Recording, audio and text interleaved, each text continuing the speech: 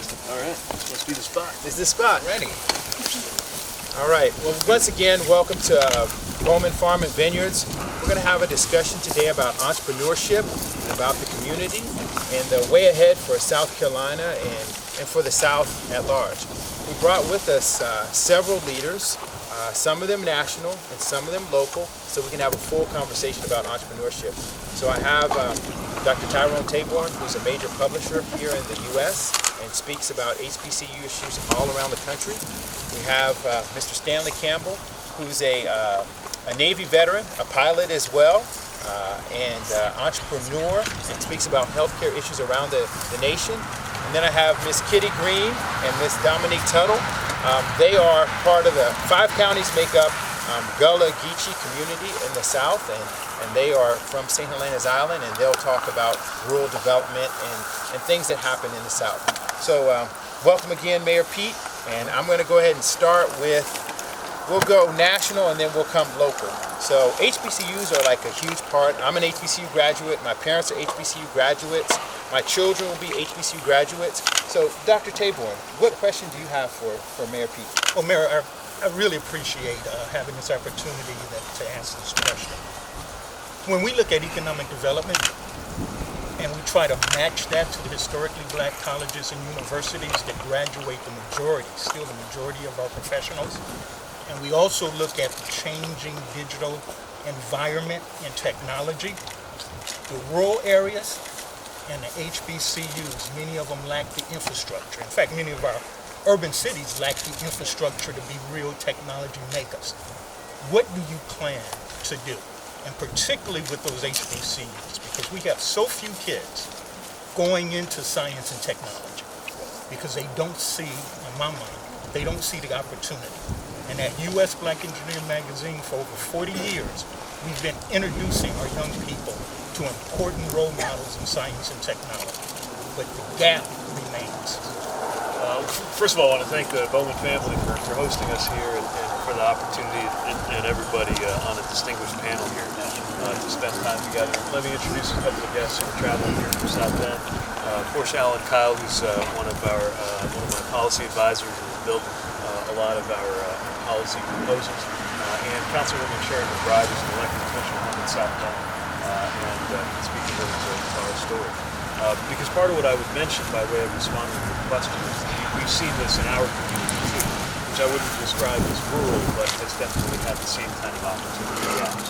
And so in addition to partnering with a code school that created role models and opportunities for a lot of students, including a lot of African American students who didn't always see people who looked like them when they were looking at the tech industry, and in some areas they were aspiring to go to help them learn coding, but also to make sure there was more access to being online in the first place. Because we realized that part of infrastructure is digital.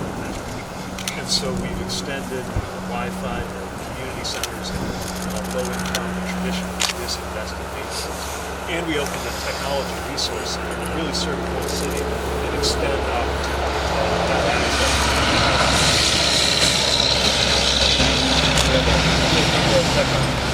right here. It was blazing their own trail and even make sure that there's levels there in terms of connection. So for the need to deal with rural broadband nationally, I'm proposing that we invest the $80 billion that would be required in order to make sure that every home, either by Wi-Fi or by fiber, is connected. And we can actually raise about half of the money needed in order to do that through auctions of spectrum that the federal government already controls. And I believe we should not only raise that $40 million, but come up with the other $40 million to make sure that we're investing in it. I'm glad that you spoke to the role of HBCUs too. One of the reasons why we made that a central feature of our Frederick Douglass plan for tearing down the barriers of systemic racism is because we see the track record of HBCUs in cultivating that next generation of African American business leaders, civic leaders, doctors. Yesterday we were having a conversation about health inequities, and in a similar way to what we're seeing today. We know that our country will be a more equal place when that future professional class is complete. And so part of what I propose we do with a $50 billion investment in HBCUs, minority serving institutions, is really have a focus on building up the pipelines into career areas where African Americans are underrepresented. There are many, but certainly tech is one. And the upsetting thing, of course, is that that disparity flies in the face of the track record of success that those entrepreneurs who are have shown. And yet, we know that only a tiny fraction of everybody goes to any of those small. We've got to break that down. And I view HBCUs as a key part of how they can achieve that. And with that, in turn, we can pave the way for future entrepreneurs like to create jobs, because nobody's got a better track record of creating economic opportunity for minorities in America than minority-owned businesses. So another part of the Douglas plan is we proposed what we call a Walker-Lewis promise, after a man of C.J. Walker and Reginald Lewis, pioneering black entrepreneurs. And what we would do is we would have debt relief for any Pell Grant eligible student who goes on to launch a business that creates at least 3 jobs. Because we know that so much of the ability to build a business depends on having some amount of resources to begin with. And when we're talking about the generational theft that has happened, the reality is that when you come from a family of sharecroppers to create a successful business, you're very much beating the odds. And the odds should not be so small. So if somebody creates that business, we would propose that any debt that they have on the college side can be built. A bit of a wind at their back as they're creating opportunities. So we view those as some of the steps that we can take in federal policy that will help propel that of entrepreneurship and growth, and also just make sure that the future generation of kids looking at professions like build visibility of African American youth and see people who look like them, example of them. Thank you. All right, so you spoke about rural broadband, infrastructure, expanding access. I have Miss Kitty Green. She works in that space in rural development. Ms. Green, what questions do you have for Mayor Pete? And what questions would other people in the audience who might be listening? Because this is our chance to have time at the table. And when you have time at the table, we need to take it. So Ms. Green, over to you. Well, I have been involved in tourism for almost 30 years. We've done original tourism, open development in the state of South Carolina. And when we started doing that, it is not popular.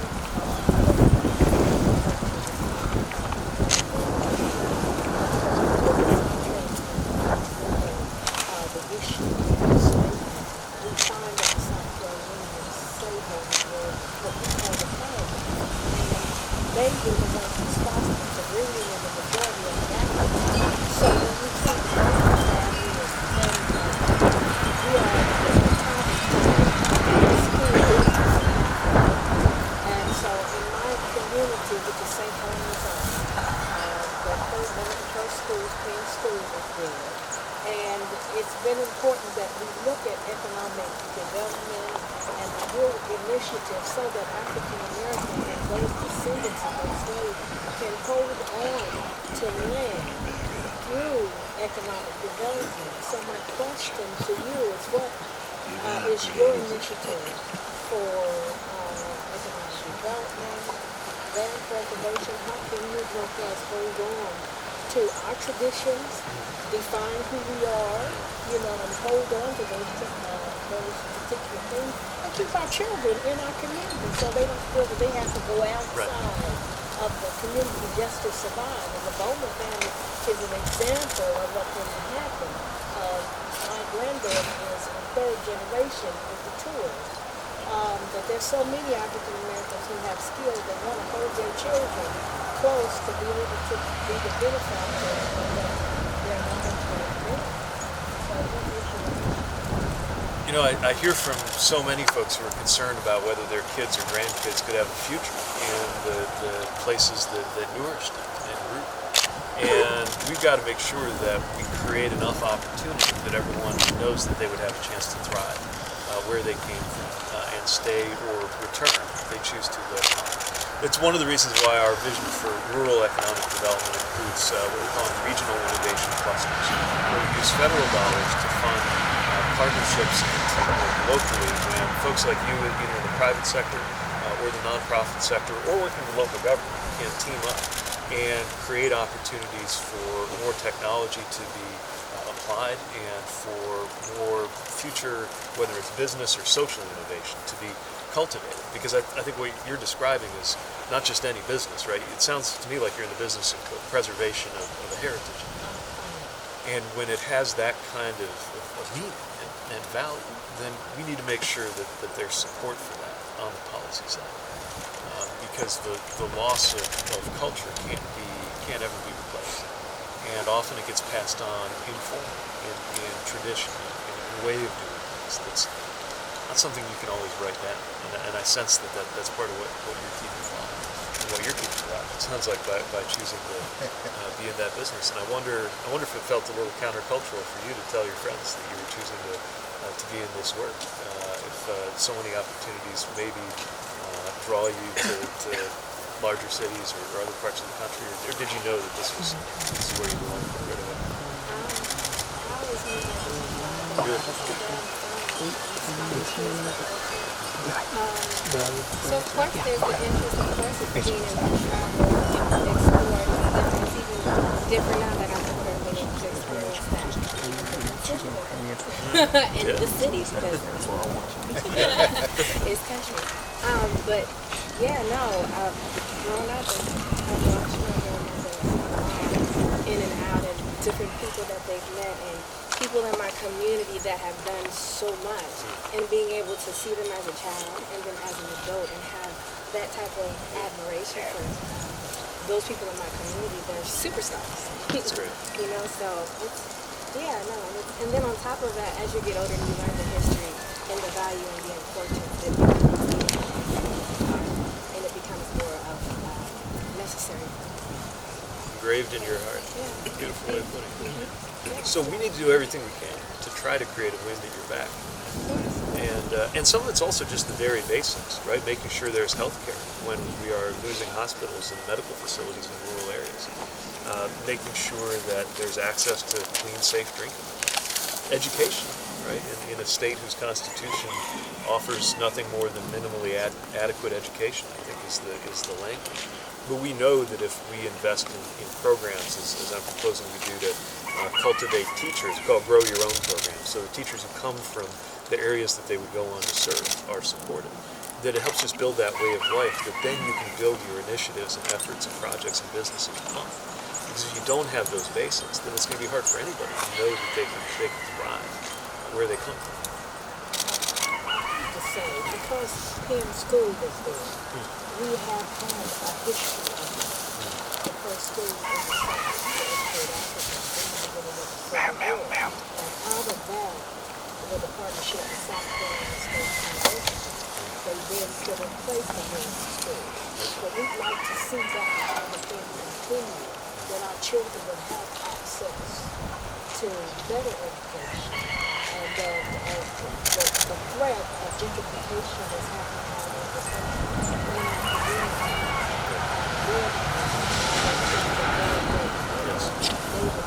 so we want to see St. Helena be able, those African Americans, not just St. Helena, but across the South, particularly South Carolina, hold on to tradition, celebrate themselves, and be productive human beings, holding on to trends that have been passed down from generation.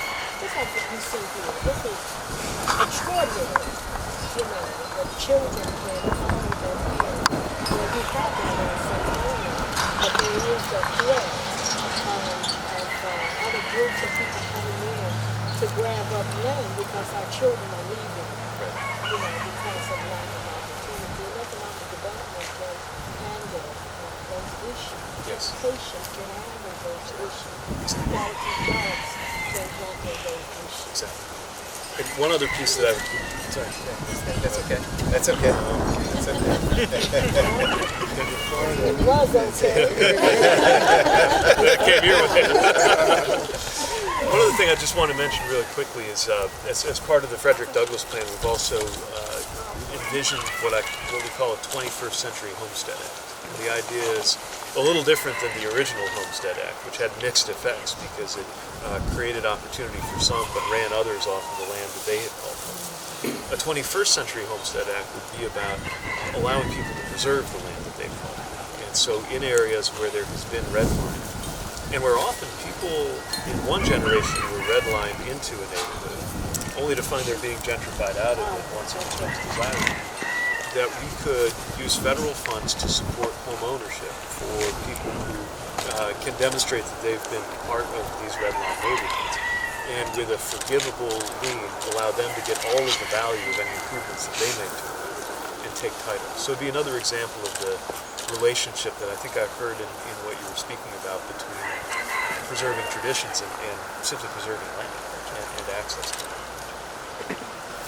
Well, Mayor Pete, we've heard from Dr. Taborn about HBCUs, and we've talked to Dominique and Ms. Kitty about the heart, about the land. But for me, growing up here, when people say, Matt, what is your story? My story is homegrown vegetables. My story is, picking apples off the tree or pecans off the pecan tree. So I've had the opportunity to really have a military, a healthcare focused life. And for so many African Americans, if your health isn't right, your economics aren't right. You can want to be an entrepreneur, but if the healthcare isn't right. And so today, Mayor Pete, I asked a friend of mine to come. He is a national healthcare leader, but everything that he talks about resonates in South Carolina. He is from Liberty City, one of 5 brothers. His parents worked as in very modest professions. I'll let him speak to his story. But this is Stanley Campbell. He's a Navy veteran, pilot. And so Stanley, hopefully you can speak about economics and healthcare in particular, because without healthcare, you have nothing.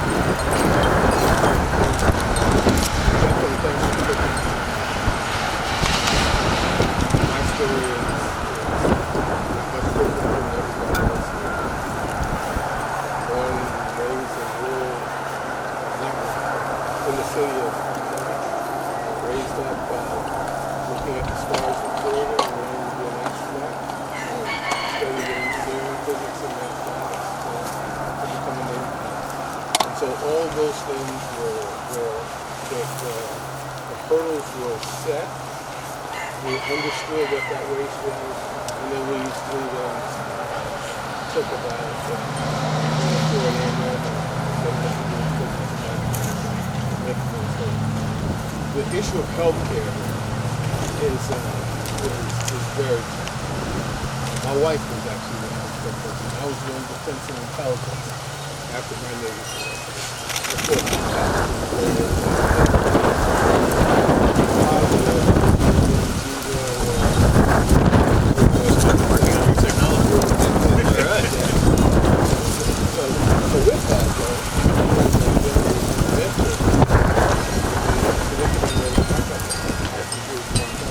taking that into because one of the things that we see, those of us who are taking the oath, we see a nation with health disparities. Social determinants of health are so far different. And we just think they're different now. We're 24 months. The next president of the United States will be in a 5G environment, meaning data and information at the switch, no different than switching on the line. So when we look at what the next generation of healthcare looks like, we ourselves touch every point-of-sale pharmacy in the United States with 250 million Americans in our system. That's 30 million more than Facebook in the United States, and nobody knows it. No venture capital, no banking structure. No government effort. Even though I stopped about $6 billion of fraud from the country.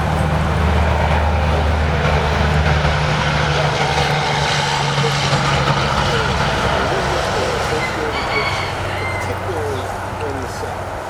When you come up from Florida, we're headed toward when we're unproportionately impacted. So we need to look at what the next generation of healthcare, how that is going to drive, look at technology.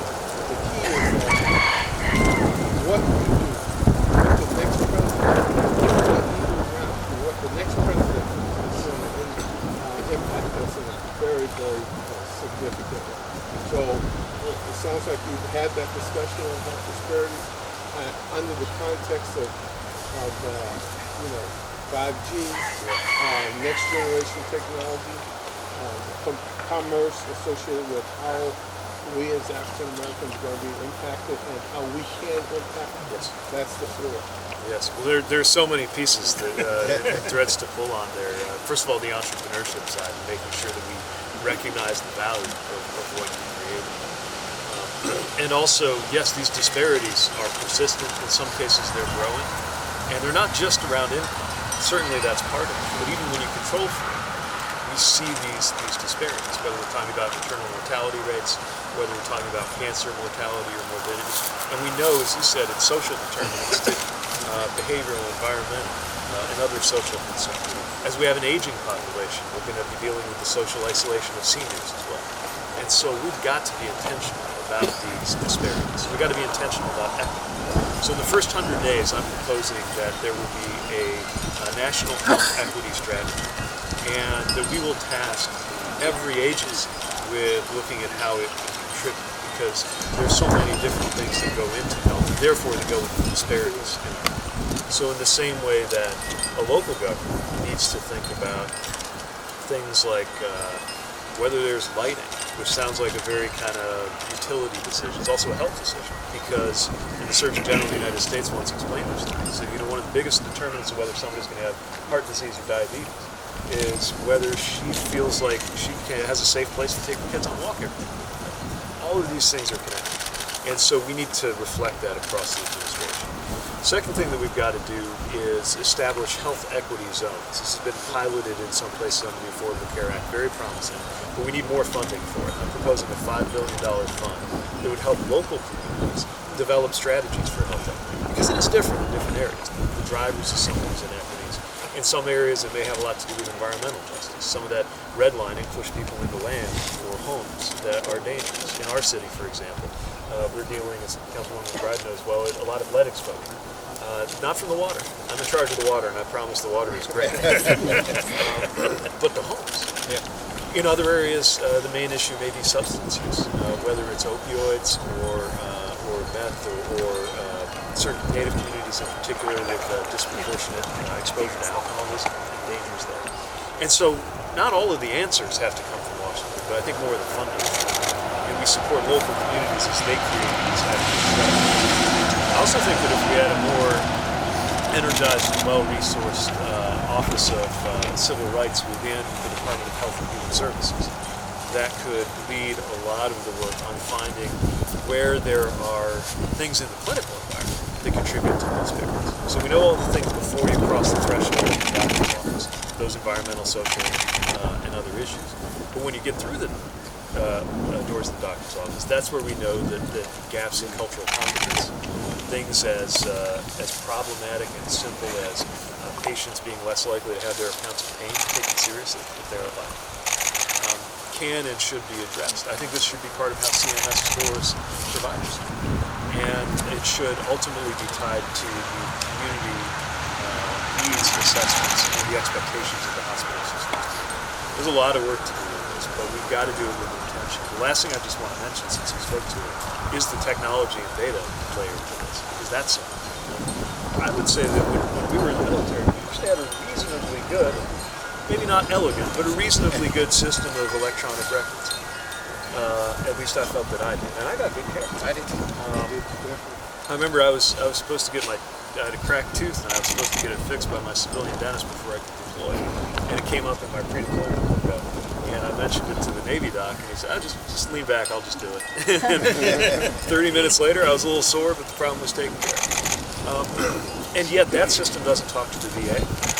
That system's not really been used the way it could be as a prototype for civilian EMRs, that there's still such a problem for us to get handled.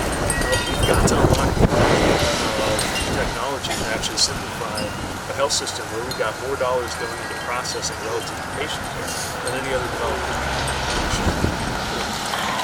Well, Mayor Pete, thank you for having that discussion with us. I go around talking to high school students, and at Colleton County High School, when I talk to those young people, so many of them want to be entrepreneurs. So the final question, and then we'll move on, is what would you say to those students, the parents, and the grandparents who say the internet has been an equalizer? Everyone can be a YouTube star. Everyone can get on the internet and do something. What can you say that you're going to do to help them become entrepreneurs, these high school and college students and their parents? Well, the reality is the internet can create opportunity and it can perpetuate inequity. There are a lot of biases in artificial intelligence because it's only as good or bad as what it's learning from, and what it's learning from is us. And so if there's a problem in society, it's just automating those biases. And that's why we've got to be intentional with that. But there's also an equalizer, especially if we actually get broadband, so that you can be developing that app in my area. You don't have to go to Silicon Valley.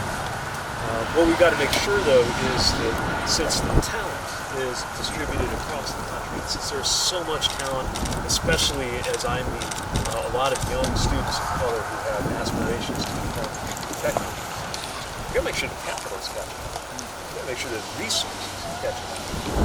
And it's why, as part of that Walker Lewis promise, I'm proposing that we make sure that we tear down barriers to credit, which we know can get in the way of access. It's also why we need to make sure that we have better access to healthcare. One of the biggest things that would stop somebody from going off and starting a small business is if the only way they know they can get healthcare is through another employer that they won't work with. And I think that might be another thing that explains the relationship between your record of military service and your ability to succeed in business.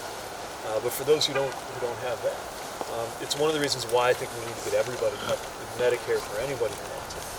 So that you know that you can have coverage whether you are a one-person operation. Whether you are those bees are the future of America. So do not kill my bees. Do not kill my bees. All right. Right, we've got to make sure that we just make it a little easier to put that in place. Right now, I think all the problems in our country is carrying a risk. And part of entrepreneurship is taking a risk, maybe even failing once or twice or 3 times or more on your way to success. And we've got to make sure that we encourage that. And we've got to lift up the stories of those who are not represented enough so that the next generation of kids will never have to wonder whether they belong among the ranks of great entrepreneurs or great engineers or great physicians. Because it would be the most natural thing. And we've got a lot of work to do. And yet, I think we have a huge opportunity to fix that, both in our policies and the message that we're sending. So to future young entrepreneurs dialing in right now, following this process, that the messages that we're rooting for, that we're going to do everything we can to make sure that we succeed, and that a lot is expected of us, because we need you to succeed, so that you can go on and create opportunities. Well, everyone, Mayor Pete, thank you very much. For our panel, thank you all. We're going to go ahead and move on, sir. Again, thank you. And we have a media bill with Dr. Taper. Excellent.